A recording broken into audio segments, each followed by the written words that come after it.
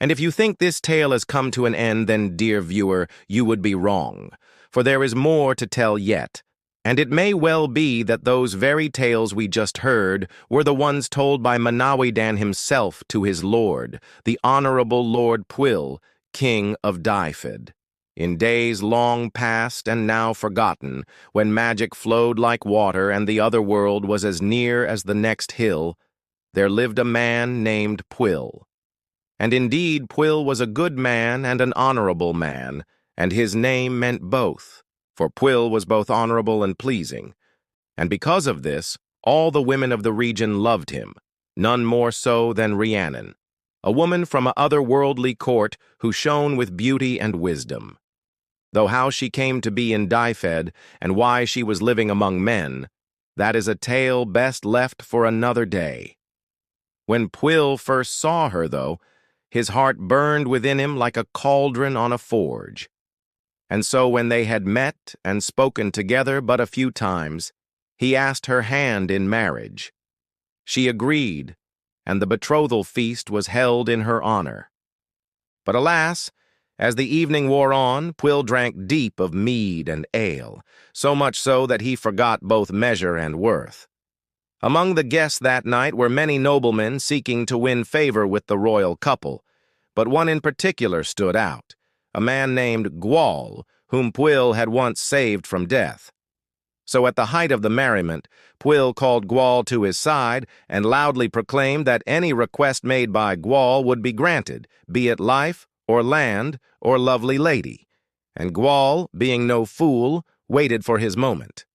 Soon enough, when the king's words had been toasted and retold many times, and Pwyll was quite drunk indeed, Gwal took his moment.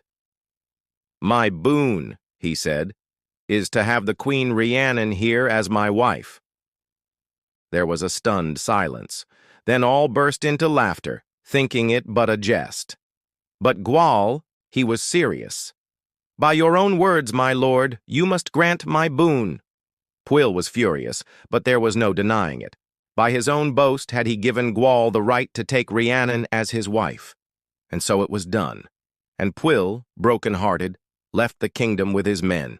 Meanwhile, Rhiannon, hearing what had transpired, devised a plan to trick Gwal. "Fetch me," she said to her maidens, "that bag that cannot be filled." This was a magic bag that had belonged to her father. It had been used by Gwal to carry off cattle and men, never realizing its nature. But Rhiannon knew well. Its magic was such that though you could put things into the bag, nothing could be taken out again. So when Gwal arrived, full of braggadocio, demanding that Rhiannon come with him, she spoke sweetly to him, calmed his anger, and invited him to sit.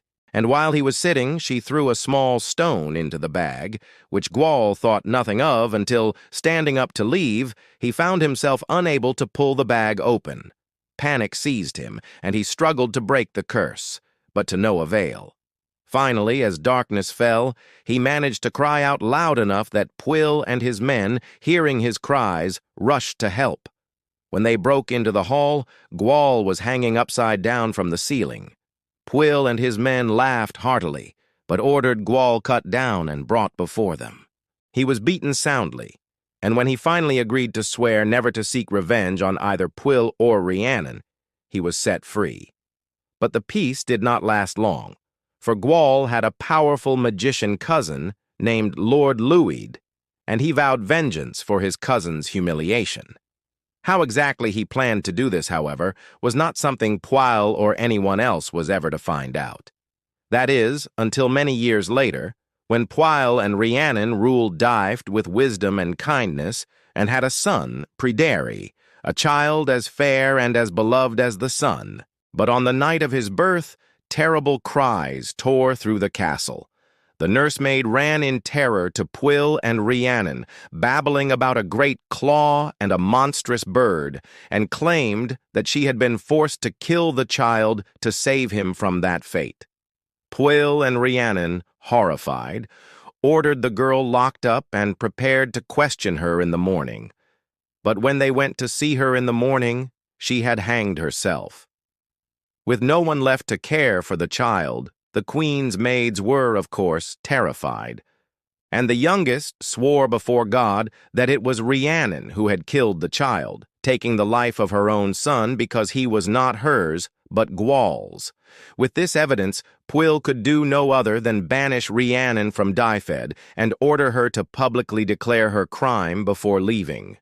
She was to carry travelers on her back for 7 long years without pay, and then she would return and perhaps be forgiven. Rhiannon departed alone, but soon the people of Dyfed learned the truth. On that fateful night, a lord named Tiernon had come to the city, fleeing a monster with a great claw that stalked the roads, snatching children away. And on that same night, the child Pryderi had been placed in his care.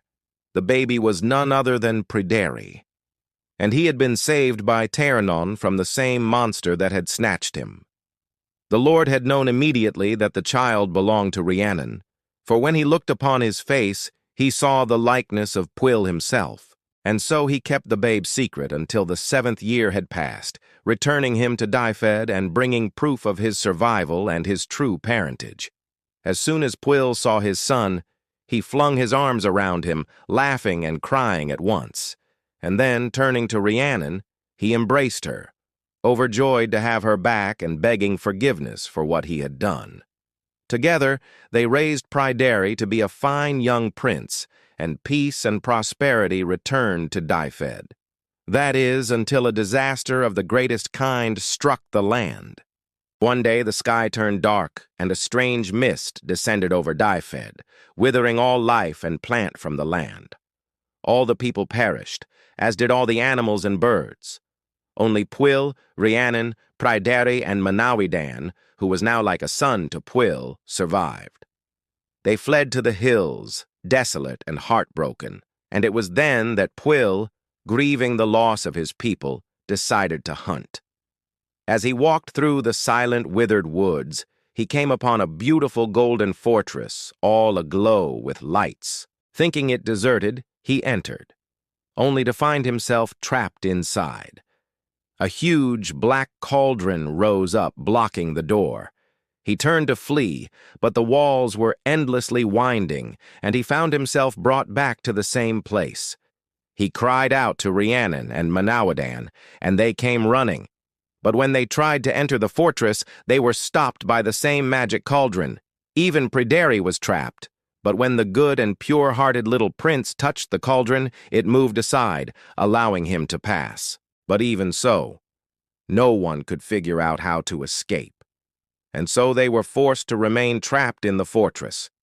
Days turned to years, and it seemed all hope was lost when suddenly a bishop appeared before them, offering them great riches in exchange for a small mouse he desired. Pwyll and the others refused, thinking it strange that the bishop desired a mere mouse so greatly.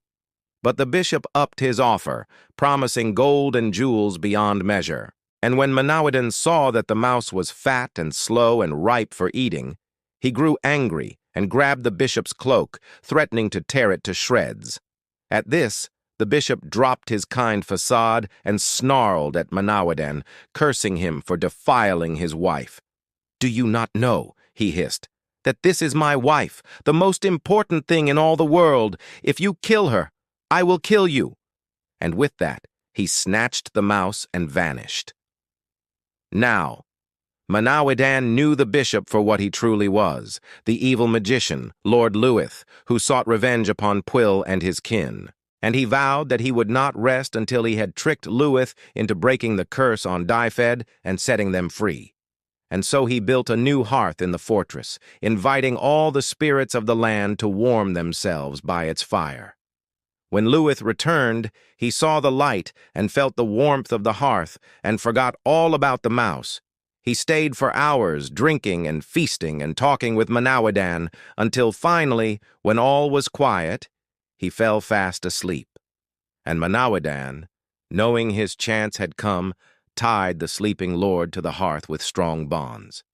Then he called upon Pwyll and the others and commanded, "Wake him not, for I have need of him yet." He pretended to be asleep until Lewith began to wake and begged to be freed. "Free me," he demanded. and I will give you the release you desire." Manawydan agreed, and when Lewith had unbound himself, he asked for the mouse, for it was clear that the bishop cared for it greatly. Lewith gave it back, his face pale and drawn. But when Manawydan offered to let him keep the mouse if he would release Pwyll and his kin from the fortress, he hesitated. At this, Manawydan grew angry, threw the mouse to the ground, and crushed it beneath his foot. "You vile magician!" he roared. "I know you care not for your wife's life, but I have crushed the thing you hold most dear. Now release us from this place, or I will strike you down." There was a long pause. Then Lewith sighed. His shoulders slumped, and he whispered, "Very well, you have tricked me. I shall release you, and I swear I will do you no harm nor harm any in your land. But remember this, the curse on Dyfed I cannot undo." And so they were free. Pwyll and his kin stepped out into the sunlight for the first time in years, thankful to be alive and to be together. Lewith, keeping his word, did them no harm, but he did not undo the curse either, disappearing forever from Dyfed. Pwyll and his kin ruled the land in peace and prosperity until their hair turned white as snow. And when they died, it was peaceful deaths, with all their kin gathered around them, rejoicing that their trial was at an end. Indeed, their tale is one that has been told and retold countless times, a warning to those who boast too loudly, a lesson to those who judge too hastily, and a comfort to those who endure great suffering, for it shows that even in the darkest hour, hope can shine through. And with that final note, our tale comes to an end, unless, of course, you count the telling by Manawydan himself, in which case, dear viewer, it continues still.